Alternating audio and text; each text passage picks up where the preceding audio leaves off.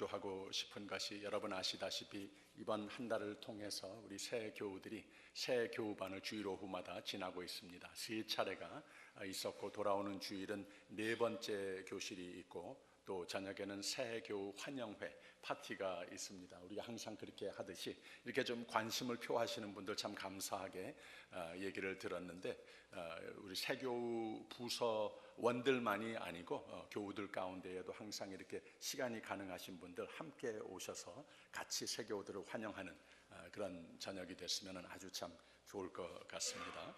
우리 세교님들 아주 기쁨으로써 잘 주님의 집, 내 아버지 집, 내 집에 정착하실 수 있도록 기도 많이 해주시기를 부탁드리겠습니다. 오늘은 지난주에 사실 12장 1절에서 21절까지 함께 읽었는데, 1절과 2절 하나님과 나와의 관계, 그리고 3절부터 마지막 절까지는 너와 나와의 관계, 사람들과의, 믿는 사람들 가운데의 믿음의 공동체, 교회 안에의 참 아름다운 그러한 공동체가 되기 위해서 필요한 윤리관, 이런 말씀을 담고 있다고 그랬습니다. 오늘 우리 같이 이 봉독하기는 3절에서 5절까지 우리 같이 읽도록 하겠습니다. 3절에서 5절까지 전체를 우리가 언급하겠습니다마는 함께 3절부터 5절까지 읽습니다. 시작. 내게 주신 은혜로 말미암아 너희 중 각 사람에게 말하노니 마땅히 생각할 그 이상의 생각을 품지 말고 오직 하나님께서 각 사람에게 나눠주신 믿음의 분량대로 지혜롭게 생각하라. 우리가 한 몸에 많은 지체를 가졌으나 모든 지체가 같은 직분을 가진 것이 아니니 이와 같이 우리 많은 사람이 그리스도 안에서 한 몸이 되어 서로 지체가 되었느니라. 아멘. 참 묘하게도 종종 우리가 우리 나름대로 계획을 해서 수요 성경 공부의 장들을 정하고, 그리고 또 이제 오늘의 양식의 책자를 우리가 이용하면서 아침에 예배 드릴 때에 같이 복원하는데, 이번 주에는 계속해서 연속 이 같은 주제가 반복이 되는 것 같습니다. 하나님께서 이루신, 예수께서 머리가 되시는 교회에 한 몸을 이루는 이 사도 바울의 서신 가운데에 특히 이런 좀 유기체적인 이 하나님의 사람의 몸, 팔과 다리, 손과 발, 머리, 눈, 입, 코, 귀 다 있듯이 이렇게 우리가 서로를 그렇게 한 몸의 의식을 가지고 있을 때에, 또 우리가 각각 맡은 바대로의 몸에 손의 기능이 있고 발의 기능이 있고 눈의 기능이 따로따로 있듯이, 그런 모습으로서 나 자신을 그렇게 보고 나에게 주신 은사가 무엇인가, 또 서로를 어떻게 볼 것인가, 어떻게 아름다운 예수님의 몸으로서 조화를 맺을 수 있겠는가, 이런 의식이,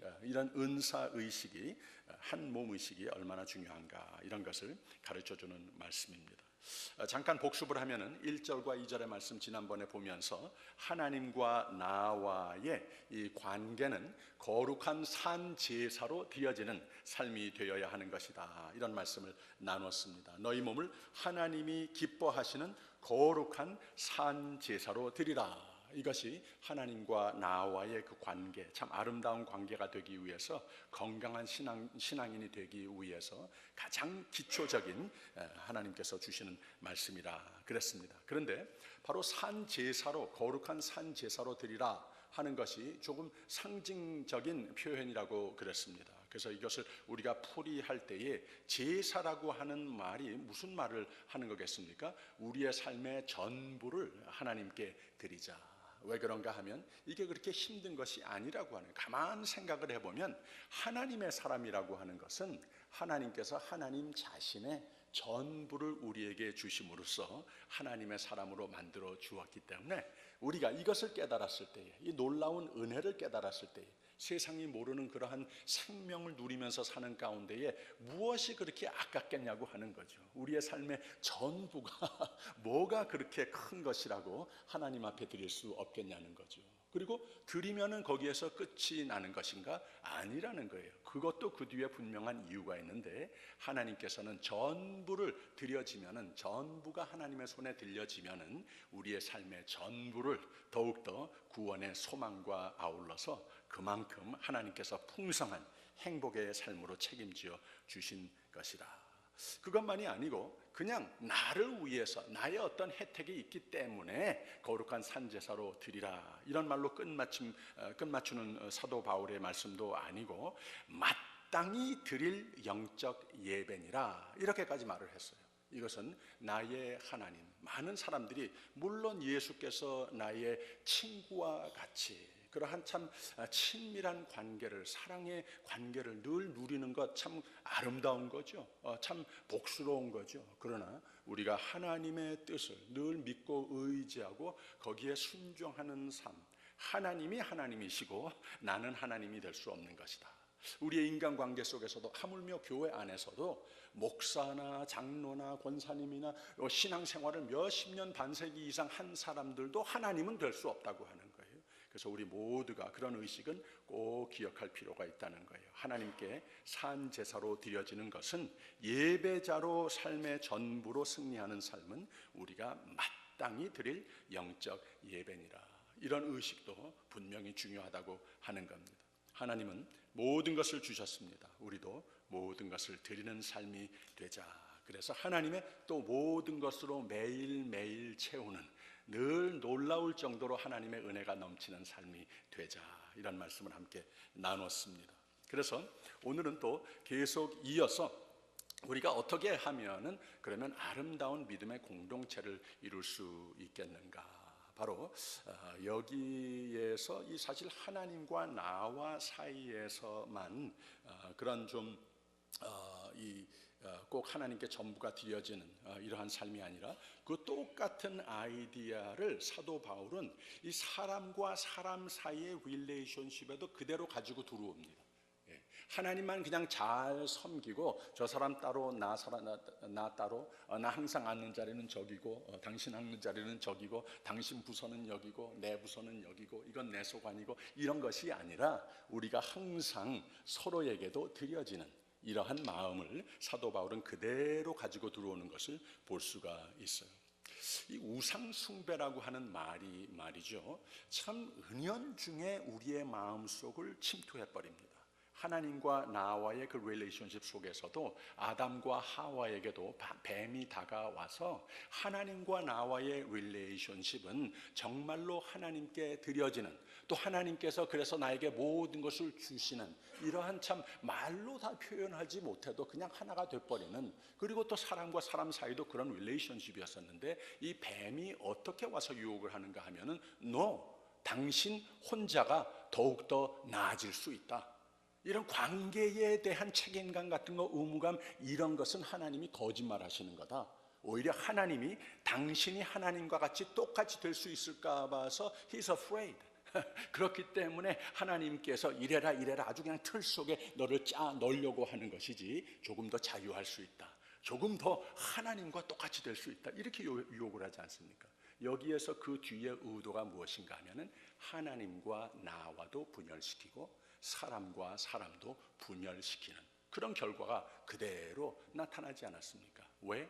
내가 바로 우상 숭배적인 나 자신이 우상이 돼버리는 이런 유혹으로 사탄은 항상 다가온다고 하는 거예요.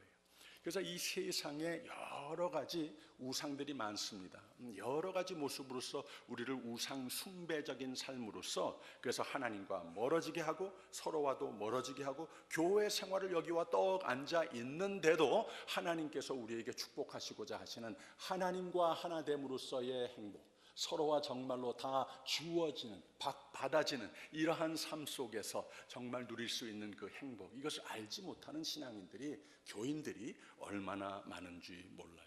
그래서 오늘 세대에는 교회와 신학마저도 이 영향을 받는 것을 많이 볼 수가 있습니다. 그래서 제가 지난주에 잠깐 말씀을 드린 대로 보수가 그냥 무턱대고 보수가 아니라 하나님께서 우리에게 구약에서 신약에서 교회의 전통을 통하여서 보여주신 하나님, 또 교회가 한 세대에서 다음 세대로 이어지기까지 꼭 필요가 돼서 우리에게 허락해 주신 교리와 신학, 그리고 교회의 전통, 이런 모든 것을 하나의 틀로 묶어서 이 신앙관을 조직 신학이라고 하는 거예요. 그래서 우리는 하나님은 변하지 않으신다, 하나님께서 우리에게 채워주실 성령도 변하지 않으시는 것이다. 예배의 표현, 우리의 옷차림, 예배의 당 모습 이런 것은 조금씩 변할 수 있지만 우리가 하나님 앞에 드려지는 그 예배, 또 서로와 예수 그리스도의 몸을 이루는 그 모습, 이것은 항상 보수적이라 그래도 좋고 전통이라 그래도 좋고 괜찮은데 하나님께서 뜻하시는 바대로 성령 앞에서 겸손하고 성령께 드려지고 서로 앞에서 겸손하고 서로에게 드려지고 이러한 모습이 됐을 때에 우리는 항상 하나님께서 하나님이 되어주시는 신앙생활, 하나님께서 하나님이 되시는 교회생활, 하나님께서 하나님이 되셔서 뜻하시는 바대로의 그대로의 부흥성장을 기대하고 맛볼 수 있게 된다고 하는 거예요.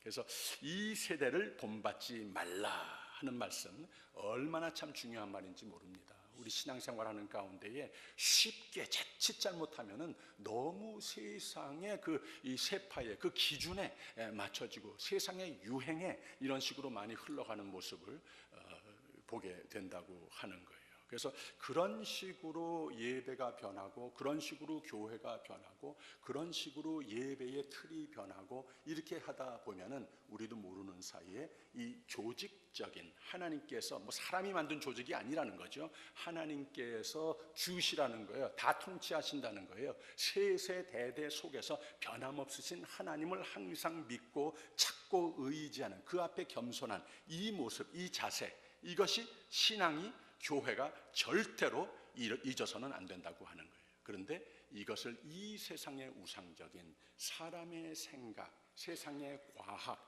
사람의 이론 여기에다가 주고받고 하다 보게 되면은 우리도 모르는 사이에 소위 과정신학이라고 하는 것을 만들어 놓고서는 항상 변해가시는 하나님, 사람들의 생각과 사람들의 그 제한된 지혜 여기에 의존해서 신앙생활과 교회와 성경풀이와 이런 길로 막 나가버린다고 하는 거예요.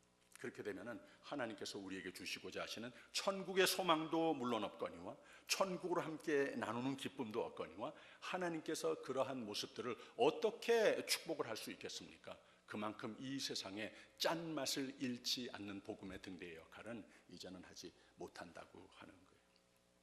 LA에 요새 지금 좀 뉴스거리가 되는 그 유명한 대형 교회 한 군데서 주일 대예배가 몇 번 있는데 그 중에 가장 프라임 타임 중간 때는 그 예배를 소위 열린 예배라고 하는 말도 쓰고 젊은이들의 예배라고 하는 뭐 이런 여러 가지 용어들이 있지 않습니까? 무슨 말인가 하면 이 예배 순서 자체를 완전히 그냥 다 무시해 버리는 거예요. 우리가 세교반 하면서도 예배 순서 이런 것에 대해서 예배의 의 우리가 재직 훈련할 때에도 같이 보았죠. 이 예배 순서 자체의 모든 것 순서 하나하나에 다 뒤에 교리와 신학이 있다고 하는 거예요. 이것이 그냥 세세대대로 우리 전통 장로교회의 전통으로서 계속 이어지는 어느 교회나 좀 주류 정통 장로교회에 가게 되면은 바로 이 비슷한 그 예배 순서를 보게 되지 않습니까? 이거 완전히 무시해 버린 거예요. 특히 이 교회는 가장 대표적인 이 장로교회의 한국에서나 미국에서나 좀 그런 이 정통 대표적인 교회라 이렇게 일컬어진 교회인데 말이죠. 성가대도 물론 없고 그리고 뭐 편하게 그런 교회들 많이 있지 않습니까? 저기 시카고에 있는 뭐 이 윌로 크리크라는 교회도 있고 또 여기에 남가주에도 그 비슷한 교회들이 많이 있어서 그냥 편하게 젊은 사람들이 있는 문화권 그대로 여기에 이질감을 느끼지 않고 저문을 들어올 때에 아주 자연스럽게 들어올 수 있도록 하는 거예요. 이게 뭐 긍정적인 이유도 있겠습니다만은 지금 제가 말씀드리는 이 교회만큼은 그럴 교회가 아닌 것 같은데 아주 과감하게 이렇게 시도를 했어요. 그러면서 여기에서 가장 많이 어떤 사람들은 긍정적으로 보기도 하는데 더 많은 사람들이 하물며 그 교회의 교인들마저도 이것을 굉장히 nervous해하고 두려워하고 부정적으로 생각을 하는 이런 현상이 생기고 말았습니다. 이 목사님이 예배를 인도할 때 항상 그 가운을 입지 않으면 넥타이를 메고 양복을 다 이렇게 입고 했는데 그날은 훌훌 다 벗고 넥타이도 벗고, 여러분들도 넥타이 매신 거 다 자연스럽게 좀 푸십시오. 이렇게 하고서 예배 인도를 다 좋은 의도로 하신 거죠. 그런데 이 교인들 가운데에 여론도 그랬지만 저도 그 이야기를, 여론에 대해서 듣기 전에 굉장히 충격적이었습니다. Why? 왜 그렇게 꼭 해야지 되느냐? 그런 예배의 그 모형이 필요한 것도 있을 수 있겠지만, 좀 이 정통의 그 쇼케이스의 이미지를 잘 유지하여야 하는 교회들도 분명히 있는데, 그 중에 한 교회가 왜 굳이 넥타이를 풀고 이렇게 그런 흉내를 내야지 되겠는가? 이런 좀 생각이 들었어요. 왜 그런가 하면 예배는 옷을 어떻게 무슨 종류를 입고 넥타이를 매고 풀고 이게 중요한 것이 아니라, 한 가지 분명한 것은 예배의 관객이 누구시라고 그랬죠? 하나님이시라고 그랬습니다. 우리가 이 자리에 와서 예배를 드리고 이렇게 마치 여러분들이 보는 것 같이 되어 있습니다만은, 우리가 함께 예배드리는 이 광경을 하나님께서 관객으로서 우리를 보시고 계시다고 하는 거예요. 그래서 우리가 준비성도 있어야 되겠지만, 우리의 적어도 비싼 옷도 필요 없고, 적어도 우리의 베스트의 마음 준비와 옷차림을 비롯한 겉모습을 우리가 잘 추리고 주님 앞에 베스트로 나와야 하는, 최선으로 나와야 하는 것은 저는 예배론의 가장 기본 중에 하나라고 믿거든요. 이것을 믿고 가르치고 그 전통을 한 세대에서 다음 세대로 지금까지 몇 세대를 걸쳐서 잘 이어왔던 그러한 교회들이 왜 하필이면 그렇게 편한 위주로서 이렇게 나가야 되겠는가, 이런 좀 불만스러운 생각이 있습니다. 제가 다 맞지 않을, 하나님의 뜻이 그 뒤에 어디에 있으신지는 모르겠습니다만은, 저는 그저 적어도 그런 생각은 있어요. 교회는, 성도는 세상을 동화해도 안 되고, 세상의 빛과 소금으로서 세상에 영향을 주는 자들이 하나님의 사람들이고 교회라고 하는 것을 저는 항상 강조합니다. 우리가 예배를 드릴 때도, 준비할 때도 그런 모습이 되어야 하고, 이 세상에 나가서 생활할 때에도 그렇게 돼야 되고, 목사만이 아니고 우리 모두가 그러한 적어도 최선의 모습으로서 하나님 앞에 드려지는 이러한 모습이 돼야 한다고 하는 거예요. 그래서 이렇게 세상과는 다른 그런 변화를 받아야 하는 것이라, 이런 말씀도 나눴습니다. 그래서 바로 이 똑같이 하나님께 최선으로 드려지는 이러한 모습들을 최선으로 어떻게 하면은 서로에게 주어지는, 드려지는 이러한 이 믿음의 공동체가 되어서 참으로 기쁘고 행복한 교회 생활이 될 수 있겠는가, 이러한 대목이 오늘 주시는 말씀의 내용입니다. 3절의 말씀을 보게 되면 참 재밌어요. 제일 먼저 내게라고 하는 그런 은혜, 내게 주신 은혜로 말미암아, 이렇게 시작을 합니다. 그래서 하나님과 나와의 그 관계를 하나의 전제로 해서, 그 다음에는 각 사람에게 말하노니 마땅히 생각할 그 이상의 생각을 품지 말라. 오직 하나님께서 각 사람에게 나눠주신 믿음의 분량대로 지혜롭게 생각하라 그랬어요. 여기서 무슨 말을 하고 있는 건가 하면은 겸손을 가르쳐 주고 있는 거예요. 문장 구조가 조금 복잡합니다만, 간단히 말하면은 하나님께서 하나님과 우리와 이 아름다운 관계를 이루어 주실 수 있었던 그 방법이, 하나님께서 우리에게 전부를 다 주셨다, 우리가 하나님께 모든 것을 전부를 최선으로 드려지는 삶이 되어야 하는 것이다, 그래야 하나님께서 디자인하신 대로의 축복이 넘치는 삶이 되는 것이다. 그 뒤에 어떤 개념을 내포하고 있는가 하면은 겸손이라는 거예요. 복음서에서도 예수님께서 이 세상에 참으로 우리에게 매우 충격적인, 다 이해가 될 수 없을 정도의 차원의 겸손한 모습으로 오셔서 전부를 주시지 않았습니까? 그리고 또 우리에게도, 그 제자들에게도 항상 모든 너의 전부를 하나님 앞에 deny yourself, bear up your cross and follow me, 그러셨다고 하는 거예요. 이게 무슨 말입니까? 겸손하라는 거예요.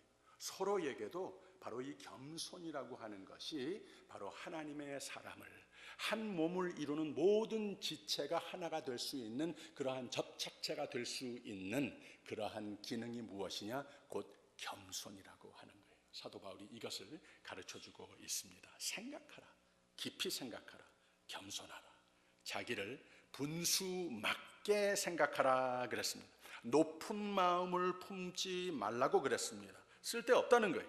자기를 과대평가도 하지 말라고 그랬습니다. 자기가 어떤 자인가 항상 잘 아는 사람이 되어서 겸손하라. 하나님 앞에도 겸손하고 서로에게도 겸손하자. 그리고 이렇게 겸손할 때에 바로 하나님 사람들의 그 공동체의 삶은 성공적으로, 기쁨으로, 행복으로 이어지게끔 되어 있다고 하는 거예요. 쭉 내려가서 16절에 있는 말씀 한번 읽어보세요. 16절 시작. 16절 같이 읽습니다. 시작. 서로 마음을 같이 하며 높은 데 마음을 두지 말고 도리어 낮은 데 처하며 스스로 지혜 있는 채 말라 그랬습니다. 이 사람들이 인정을 받는 것 참 기쁜 일이죠. 그러나 그건 좋은 일이지만 우리가 항상 나 자신을 겸손하게 생각을 할 때에 그만큼 하나님도 인정해 주시고 사람도 인정해 주는 그러한 모습, 이게 아름다운 그리스도의 몸을 이루는 지체의 가장 우선적이고 기초적인 자세라고 하는 것을 가르쳐 줍니다. 두 번째, 이렇게 그리스도인들의 이 교우들 간의 그 윤리관, 겸손이 중요하고, 그 다음에는 바로 아까 말씀 잠깐 드린 대로 은사의식, 청지기 의식이 그만큼 중요하다고 하는 것을 가르쳐 주고 있어요. 4절과 5절에 있는 말씀 한번 다시 읽어보세요. 4절과 5절 시작. 우리가 한 몸에 많은 지체를 가졌으나 모든 지체가 같은 직분을 가진 것이 아니니 이와 같이 우리 많은 사람이 그리스도 안에서 한 몸이 되어 서로 지체가 되었느니라 그랬어요. 그래서 이 하나님의 사람들은, 교인은 혼자서 신앙생활을 하는 것이 참 힘든 것이라고 그랬죠. 뭐 불가능하다고 하는 말은 하고 싶지 않습니다. 그러나 우리가 교회로서 또 구역으로서 함께 이 구역 예배를 갈 때마다 얼마나 저 자신이 기뻐지는지 모르겠어요. 왜 그런가 하면 거기서 바로 이 더욱더 가까이 교회에서 이 큰 이 대가족이 모인 그러한 환경 분위기보다는 더욱 한 10명 안팎 정도 교우들이 모여가지고서 말이죠, 가정 얘기도 하고 또 뭐 한국 정치 얘기도 하고 교회 얘기도 하고 이런 사랑을 주고받는 모습을 봤을 때에 얼마나 참 흡족하고 이게 꼭 필요한 것이구나 느껴지곤 합니다.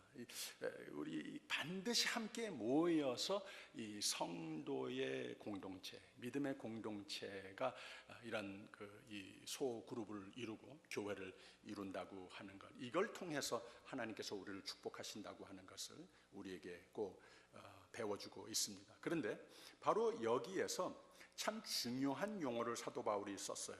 여기에서 우리라고 하는 말을 씁니다. 그렇죠? 우리가 한 몸에 많은 지체를 가졌으나 모든 지체가 같은 직분을 가진 것이 아니니 그랬어요. 한 몸이 됐다고 하는 것, 이 우리 의식이라고 하는 것, 이 히브리 사람들의 문화는 우리 한국 사람들의 문화하고 참 비슷한 게 많습니다. 서양적인 것보다는 동양적인 것이 훨씬 많아요. 그래서 이 우리 의식이 조금 더 자연스럽습니다. 우리 한국 사람들하고 참 이런 면으로서 비슷한 게 많아요. 우리 이 말 자체가, 우리 한국 사람들은 이 우리나라 하지 않습니까? 우리나라.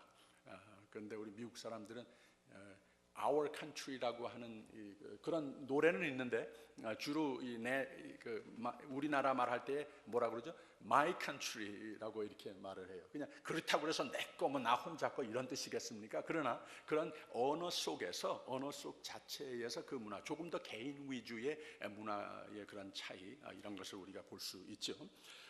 또 우리 엄마, 우리 가정, 우리 교회, 우리 자연이 당연히 그렇게 말을 하는데 이 my mother, my family, my church, 이렇게 my daughter, my son 이렇게 표현을 한다고 하는 거예요. 어떻게 보면은 조금 더 이 친근감이 있는 말이라고 할 수도 있고, 어떻게 보면은 조금 더 이렇게 individualistic, 조금 더 이렇게 각각 나누어져 있는 그런 모습이 두드러진 문화권이라, 이 언어가 그것을 보여준다 말할 수도 있겠습니다.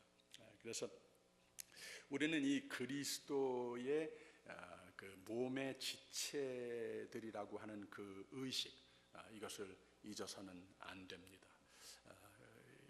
몸을 중심으로 이 상호 간의 밀접한 연관성, 의존성, 이런 것을 우리가 꼭 교회 생활할 때에, 구역 생활할 때에 이런 의식이 항상 있어야 된다고 하는 거예요.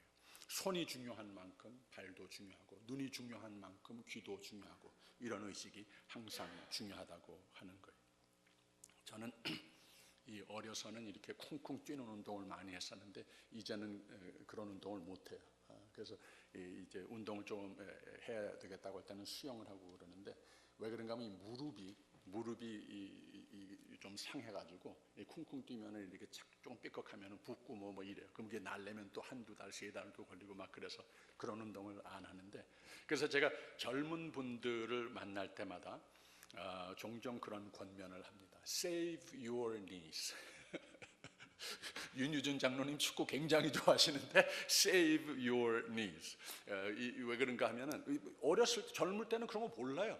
무슨 뭐 발로 뭐를 하는 운동이 있고 손으로 무슨 하는 운동이 있고, 그렇지 뭐 무릎이 그렇게 중요해서 무릎을 잘 아껴야 되고 무릎 운동을 해야 되고 보강, 이런 생각 안 한다고 해요. 근데 나중에 가서 무릎이 뭔가 손상이 있어가지고 마음대로 쓰지 못하게, 그렇게 되면은 하고 싶었던, 했던 그런 운동들 다 못하게 된다고 하는 거예요. 그래서 save your knees, 그런 말을 항상 합니다. 제가 왜 이 말을 하는가 하면은, 우리가 교회 생활을 하는 가운데에도 자칫 잘못하면은 교회는 제목들이 있고, 또 항상 앞에서 보이는 그러한 부서 활동들이 있고, 그렇지 않은 활동들도 있고, 그렇다는 거예요. 몇십 가지, 어쩌면 다 섬세하게 우리가 따지고 보면은 몇백 가지의 은사와 교회의 그런 활동들이 있는지 모르겠어요. 이게 다 필요한 예수 그리스도의 몸을 이루는 그 몸의 지체들이라고 하는 거예요.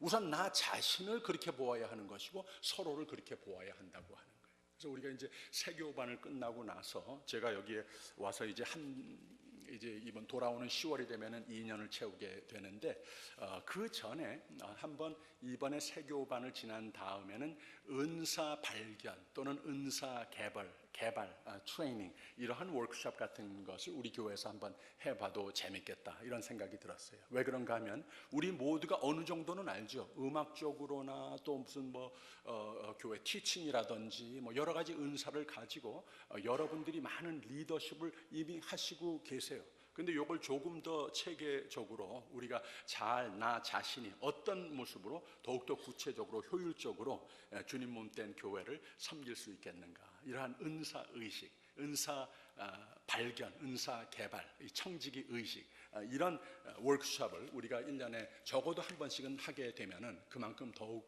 우리가 기쁜 참 든든한 교회로서 부흥발전하지 않겠는가, 이런 생각도 해 보았습니다. 그리고 한 가지 더 사도 바울이 가르쳐 주는 것은, 참 아름다운 교회가 되기 위해서 겸손도 중요하고, 이런 은사의식, 이런 은사의식, 청지기의식을 가지고 어떻게 구체적으로 내가 이 예수 그리스도의 몸이 되는 교회에 헌신을 할 수 있겠는가, 이런 것이 중요한데, 그 다음에는 가장 중요한 은사를 사도 바울이 가장 긴 섹션을 통하여서 가르쳐주고 있어요. 이것이 9절에서부터 13절까지 있는 말씀의 내용이에요. 한번 같이 읽어볼까요? 9절에서 13절 시작. 사랑엔 거짓이 없나니 악을 미워하고 선에 속하라. 형제를 사랑하여 서로 우애하고 존경하기를 서로 먼저 하며 부지런하여 게으르지 말고 열심을 품고 주를 섬기라.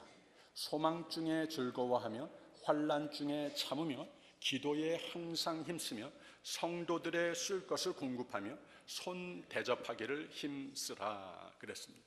바로 이 사랑, 서로를 섬기는 이러한 은사 이야기를 하면서 가장 마지막 섹션에 이 사랑의 이야기를 하더라는 거예요. 이 사도 바울은 항상 이런 패턴을 썼습니다. 고린도 전서에서도 12장에서 모든 사람들이 가질 수 있는 그런 은사들을 다 말을 해놓고, 이런 지체, 거기서도 똑같이 유기체적인 몸 용어들을 썼어요. 그리고 나서 13장에 가가지고서는 가장 우선적인 최고의 은사가 뭐라고 가르쳤죠? 사랑의 은사를 강조했다고 하는 거예요. 모든 것 다 필요한 건데 이런 것을 사실 똑 떨어지게 잘 못해도 사랑이 있으면 다 덮어지는 것이라. 그런데 거꾸로 이 모든 것을 너무나도 잘하고 굉장한 은사를 가지고 있다 하더라도 사랑이 없으면 그냥 듣기 싫은 소리와 같이, 듣기 싫은 그러한 모습과 같이 돼버리고 마는 것이라, 이렇게 얘기하잖아요. 여기서도 똑같은 원리를 말하고 있습니다. 아름다운 하나님께 드려지는 산 제사와 같은 삶이 무엇이냐? 그래서 하나님도 다 내 삶에 부어넣어 주셔서 기쁨으로 넘치는, 전부를 평생 동안 나의 하나님이 나를 책임져 주시는 그 삶이 무엇이냐? 우리가 서로에게 드려지는 삶이 되되 내 은사를 가지고 최선으로 섬기는, 교회에서나 어디에서나 그런 삶이 되되 모든 것을 사랑의 마음. 근데 참 우스운 게 뭔 줄 아세요? 이 사랑이라고 하는 마음이라는 것은 나밖에 몰라요. 나밖에 몰라요. 다른 것들은 다 겉으로 볼 수 있는 은사들인데 이 사랑이라고 하는 은사는 그 동기 자체를 나밖에 모른다고 하는 거예요. 흉내는 잠시 낼 수 있지 않겠습니까? 그러나 진정한 진실된 사랑의 마음, 그 은사는 나밖에 모르는, 내가 컨트롤, 내 마음대로 할 수 있는 그런 사랑이라고 하는 거예요. 그래서 사랑에는 거짓이 없나니 악을 미워하고 선에 속하라 그랬습니다. 형제를 사랑하여 서로 우애하고 존경하기를 서로 먼저 하며 그랬습니다. 이 중에 여러 가지 이야기를 하는데 겉으로 보이는 것이 무엇입니까? 마음에 품는 것, 상대를 먼저, 형제를 먼저 생각을 하고 그를 위해서 항상 배려해 주는 것. 이거 다 마음속에 있는, 나밖에 볼 수 없는 이런 것들이라고 하는. 근데 사도 바울은 이것이 가장 귀한 은사라, 이렇게 강조하고 있습니다.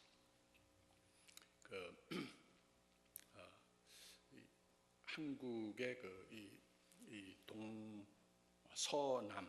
서남 그때 그 전라남도에 섬들이 많지 않습니까? 예, 섬들이 많은데 그 중에 섬 하나가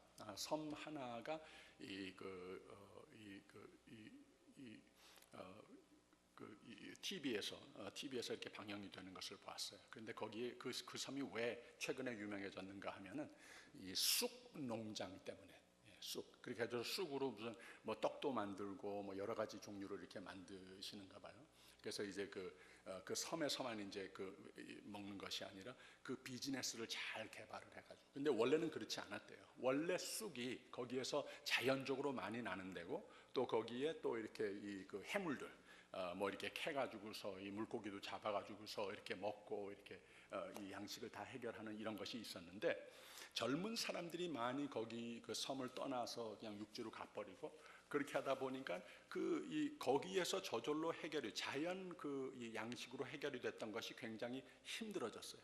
그런데 그 중에 한 분이, 거기에 주민 한 분이 여자분인데 비즈니스 머리가 있어가지고서는 이 쑥을 그 섬에 있는, 그 마을에 있는 여러 사람들이 가지고 있는 그 기술, 어부면 어부, 무슨 해물 여러 가지를 캐올 수 있는 그런 기술을 가지고 있는 사람이면은 그런 사람, 이런 것을 어떻게 요리할 수 있는 사람이면 요리한, 또 쑥을 갖다가 이 밭을 가꾸는 사람은 가꾸는. 근데 이 여자가 비즈니스 머리를 그 안에 가지고 들어온 거예요. 그래서 그 쑥 농장을 개발해 가지고서는 이분들이 상상을 했던 것보다는 훨씬 큰 대규모로 성장을 시켜 가지고서는 그것을 가지고서 이제 파는 비즈니스가 시작이 된 거예요. 그래서 이것이 아주 수년간에 굉장히 성공적으로 잘 돼서 바로 그 분만이 아니라 마을에 있는 모든 사람들이 다 아주 윤택한 삶이 돼버리는, 이런 것이 아주 참 신기하기도 하고, 그래서 이 TV에서 가서 이렇게 이제 스토리를 엮은 그런 것을 TV에서 며칠 전에 우리 집 사람하고 월요일 저녁에 아주 흥미있게 봤어요. 그런데 여기에서 보면서 뭘 느꼈는가 하면은, 이분들이 이 비즈니스를 머린 가진 사람이나 무슨 다른 은사를 가지고 있는 사람들이나 모든 사람들이, 왜 옛날에 우리 어려서 자랐을 때의 동네 사람들이 함께 모여서 김장하는 날, 또 무슨 맛있는 게 이렇게 생기게 되면 그것을 이렇게 동네 사람들하고 논아서 같이 먹고, 그런 분위기가 그냥 물씬 풍기는 것을 볼 수가 있었어요. 서로들 인터뷰를 하는데. 그런데 그 중에 사람들이 인터뷰를 한 대여섯 번을 하는데 뭐 국 끓이는 사람도 있고 논밭에서 일하는 사람도 있고 뭐 물고기를 잡아오는 남자도 있고 막 그러는데, 이 사람들이 이름이 나오고 옆에 나이가 나오는데, 나이가 나올 때마다 우리 집사람하고 깜짝깜짝 놀랐어요. 그 나이보다는 적어도 15세, 어쩌면 20세 정도 더 젊어 보이시는 분이 60 몇 세라고 그러는데 이건 뭐 40대 같이 보이고, 80 몇 세라고 그러는데 60대 초반 같이 보이고, 다 그렇더라는 거예요. 굉장히 건강해 보이시고 말이죠. 그래서 이런 모든 것이 정말로 내가 가진 은사를 가지고, 이분들이 믿음의 공동체가 아닌데도 말이죠, 참 하나님께서 축복하신 그런 자원의 원리로 그 공동체가 서로 가지고 있는 참 사랑을 드려지는, 완전히 이 커뮤니티를 위해서 내가 그저 주어지는 이러한 모습으로서 사는 모습, 거기에서 다 건강하고 다 가족 같고 참 행복을 누리는 것을 보았습니다. 그러면서 저하고 집사람이 이 다음에 저런 데 가서 목회를 좀 해봤으면 얼마나 행복하겠는가, 이런 얘기까지 했습니다. 이제 마지막으로 한 가지만 더 덧붙이겠습니다. 이 거짓이 없는 사랑을 하라 했는데, 여러분, 우리가 부인할 수 없는 것 중에 하나가 뭔가 하면 겸손도 좋고, 우리 다 무슨 말인 줄 알죠. 그 은사 발견 개발해서 이것을 우리가 서로 이 믿음의 공동체를 위해서 이렇게 헌신이 돼서 뭐 이런 거 다 압니다. 그리고 모든 은사 중에 사랑이 가장 중요한 거, 이런 거 다 압니다. 이런 설교도 맨날 하고 이런 설교를 맨날 듣고 성경 공부마다 다 너무나도 잘 알아요. 그런데 사람들이 힘들게 할 때가 있어요. 그렇지 않습니까? 우리 사람들이 완전하지 않기 때문에 목사인 저 같은 사람도 다른 교우들을 힘들게 할 때도 있고 또 힘든 것을 받게 할 때도 있고, 여러분들 어떤 일을 하든지 간에 그냥 겸손만 있고 사랑만 있고 은사만 있고 청지기 의식만 있어서 그냥 항상 행복하기만 하면 좋지 않겠습니까? 그런데 우리가 불완전하다는 말이에요. 많은 사람들이 말하기를 이 교회는 이 천국의 예표가 되지만 또 아직 세상에 있기 때문에 마치 병원과 같은 곳이다. 우리 모두가 다 완벽한 사람들이 아니라고 하는 거예요. 그래서 참 본의 아니게 우리가 힘든 것을 느끼게 될 때들이 있어요. 이것에 대해서도 사도 바울이 언급하고 있습니다. 14절에 있는 말씀 한번 같이 읽습니다. 14절 시작. 너희를 핍박하는 자를 축복하라. 축복하고 저주하지 말라. 그 다음에 17절 18절 한번 읽어보세요. 시작. 아무에게도 악으로 악을 갚지 말고 모든 사람 앞에서 선한 일을 도모하라. 할 수 있거든 너희로서는 모든 사람으로 더불어 평화하라. 그 다음에 19절도 있습니다. 내 사랑하는 자들아, 너희가 친히 원수를 갚지 말고 진노하심에 맡기라. 기록되었으되 원수 갚는 것이 내게 있으니 내가 갚으리라고 주께서 말씀하시니라 그랬어요. 그래서 이 사도 바울이 여기에서 이 윤리관, 교회 안에서 참 행복을 함께 누리기 위해서 아름다운 지체들로서 기뻐 예수께서 머리가 되시는 교회가 되기 위해서 여러 가지 이야기를 한 다음에, 뭔가 빗나갔을 때에 우리 기대했던 거 잘 나가다가 뭔가 그냥 이렇게 마치 배가 그냥 풍랑을 만난 것 같이 휘청 흔들릴 때도 있고 뭐 그렇지 않습니까? 이 교회라고 하는 곳마저도 그런 것을 경험할 수 있다고 하는 거예요. 그런데 여기에서 사도 바울은 바로 가르쳐준 말씀 그대로 모든 것을 그냥 하나님께 맡기라고 하는 거예요. 모든 것을 내가 이것을 가지고 콩콩 뛰면서 내가 핸들해야지 되는 것으로 이렇게 생각을 하지 말고 한 수 더 떠서 뭐라고 말을 하는가 하면은 20절에 있는 말씀 한번 읽어보세요. 20절 시작 읽습니다. 내 원수가 줄이거든 먹이고 목마르거든 마시우라. 그리함으로 내가 숯불을 그 머리에 쌓아 놓으리라. 21절도 있습니다. 악에게 지지 말고 선으로 악을 이기라. 어떻게 보면은 오늘 세대에 많은 교회가 있습니다만은 본의 아니게 많은 교회가 그냥 며칠 사이에 우리가 누려야 할 그 천국의 기쁨이 참 찾아보기 힘든 그런 분위기로 확 바뀌어버릴 수도 있고 그래요. 이런 것을 방지할 수 있는 방법이 무엇이냐? 이것 역시 나한테 딸렸다는 거예요. 저 사람이 좀 저렇게 했더라면, 저 사람이 저런 위치에 있는 사람으로서 이렇게 해야지 이게 교회가 이 모양이냐, 이런 것도 어느 정도는 지적이 필요할 수 있겠습니다만, 가장 파워풀한 게 뭐냐? 사도 바울은 이것으로 결론을 맺는다는, 나에게 딸렸다는 거예요. 나에게 오히려 한 수 더 떠서 더 잘해줘라. 모든 거 다 그냥 하나님께 여기에서도 맡길 수 있어야 하리라. 내 원수가 줄이가든 먹이고 목마르거든 마시우라. 그리함으로 내가 숯불을 그 머리에 쌓아 놓으리라. 예수님께서 십자가에 달리신 그 순간까지 살으신 그 인생의 철학이 바로 그것이었습니다. 내가 그냥 해결이 하는 것이 아니고 하나님께 다 맡기는, 내가 최대한으로 할 수 있는, 생각으로나 손길로나 말로나, 이것은 그저 사랑에서 시작해서 사랑으로 끝나는, 이것이 곧 성공의, 승리의 삶의 비결이라고 하는 거예요. 악에게 지지 말고 선으로 악을 이기는 것이라. 악을 악으로 대할 때에 결국 악에게 지게 된다는 거죠. 어둠이라고 하는 것은 빛으로만 이길 수 있다고 하는 그 진리를 우리에게 보여주고 있는 겁니다. 이 12장 전체의 정리, 결론은 무슨 말이냐? 우리는 이 세대를 본받지 말고 이 세대와 적극적으로 맞서는 사람으로 부르심을 받았습니다. 이것만이 아니라 진리의 말씀으로 날마다 우리의 마음과 삶을 새롭게 함으로 변화를 받아야 합니다. 그래서 우리의 삶 전체, 인생 전체가 하나님께 드려지고, 서로에게 드려지고, 서로에게서부터 받고, 하나님께서 모든 것을 우리에게 다 전부를 주셔서 책임지시는 그 삶, 이것이 하나님께서 우리 개인의 또 믿음의 공동체로서 뜻하신 바, 이미 디자인하신 바이라고 하는 거예요. 이런 모습으로서 승리하시는 여러분들이 교회가 꼭 되시기를 주님의 이름으로 축원드립니다. 우리 다 함께 합심해서 기도하는 시간 가졌으면 좋겠습니다. 참 이렇게 아름다운 교회, 주님께서 이미 축복해 주신 것에 대해서 감사드리고, 우리가 참 한 몸 의식으로 겸손과 사랑을 앞세우고, 또 하나님께서 우리에게 각각 주신 은사를 귀하게 여기고, 또 저에게 주어진 그 은사도 귀하게 여기고, 이것으로 섬기는 기쁨을 우리 온 교회가 함께 맛보도록, 또 주님의 은혜, 하나님의 뜻 안에 부흥성장하는 아름다운 이 기쁨이 있도록, 또 우리 모두가 소금과 같이 열심으로 전도하는 교회가 되기를 위해서 성령의 충만하시고 인도하심을 위해서 함께 기도했으면 좋겠습니다. 우리 황호범 장로님 건강 위해서 계속 기도해 주시고, 또 우리 천광업 장로님도 벌써 이렇게 매우 활동적이고 잘 회복하시고 있으십니다.